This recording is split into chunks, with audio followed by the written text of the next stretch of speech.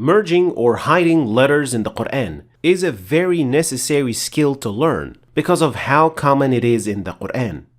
The challenging part is that there are many reasons why two letters or sounds should be merged or fused.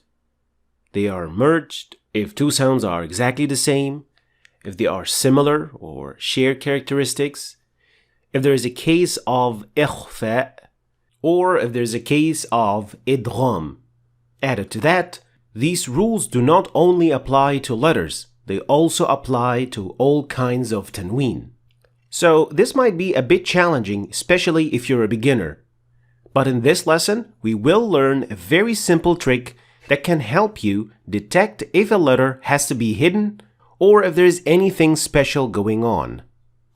When a letter is merged or fused, no matter what the reason is, there will always be one thing in common, which is that the letter in question will not have any tashkeel on top or under it, and the letter after it will.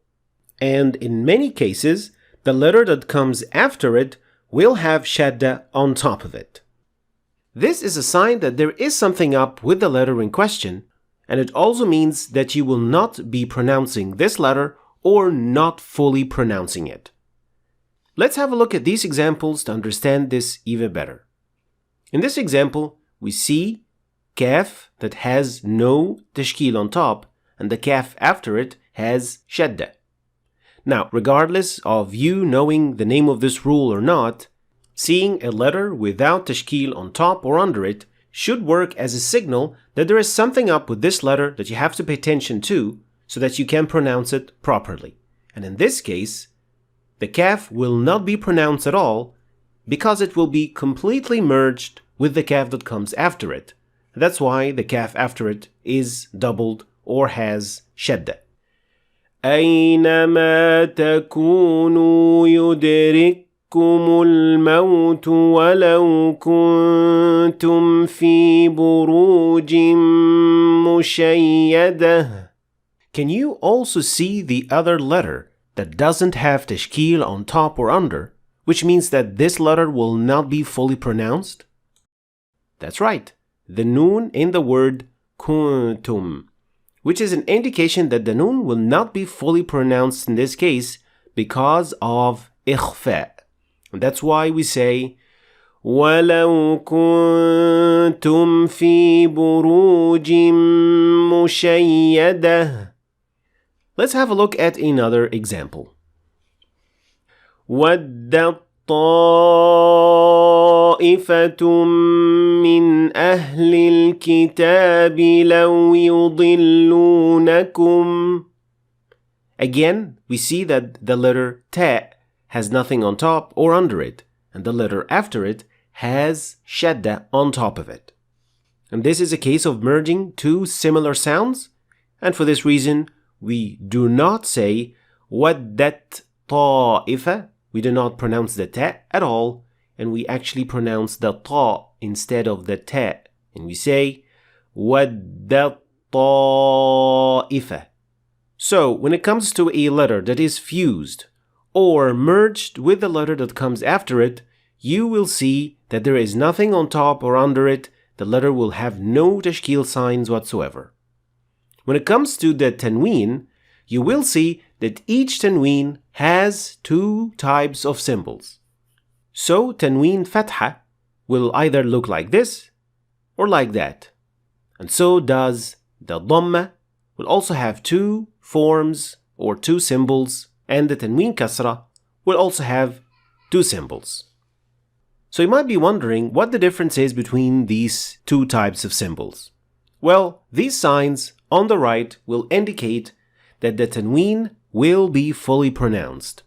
So there will be a full noon added to the end of the word that has the tanween, while these signs will indicate that the tanween will be merged or fused with the letter that comes after it. So it will either be a case of idgham or ikhfa, like in these examples. إن هو إلا ذكر للعالمين. In this ayah, we see two things. Number one, we see that the noon has a sukun sign on top of it. And this indicates that the noon will be fully pronounced, unlike what we've just learned when the noon has no sign on top or under it.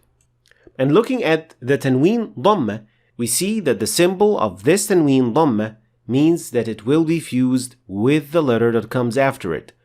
Now let's have a look at an example that contains the other symbol of tanween dhamma. And let's see how it is different from the previous example. قالوا تلك إذا كرة خاسرة.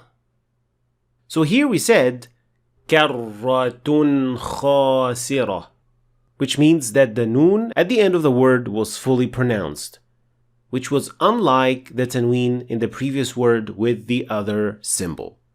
So that's why the difference is كرة خاسرة versus ذكر للعالمين, one with a straight noon and the other with a merged noon. Let's have a look at another set of examples for tanween kasra. يومئذ يتذكر الإنسان. Again, in the first example, we merged the noon of the tanween with the ya. That's why we have this symbol. And in the other one, there was no merging and the tanween was fully pronounced. Finally, it is important to know that these rules and these symbols apply to the Arabic Mus'haf and not to the Urdu Mus'haf. The Urdu Mus'haf will put symbols on every single letter, whether it is merged, hidden, or any other case. So if you think that these rules are beneficial and can help you learn the tajweed easier, then choosing an Arabic Mus'haf will be a good choice. And generally, learning the rule and knowing how and when to apply it is the best practice, of course. But these tricks could help you speed up the process. Thanks for watching. If you want to start your journey to learn the tajweed of the Quran, you can click on this link. And if you want to understand the Quran in Arabic, then you should click on that link. And finally, I hope you've learned something new today, and I will see you next time.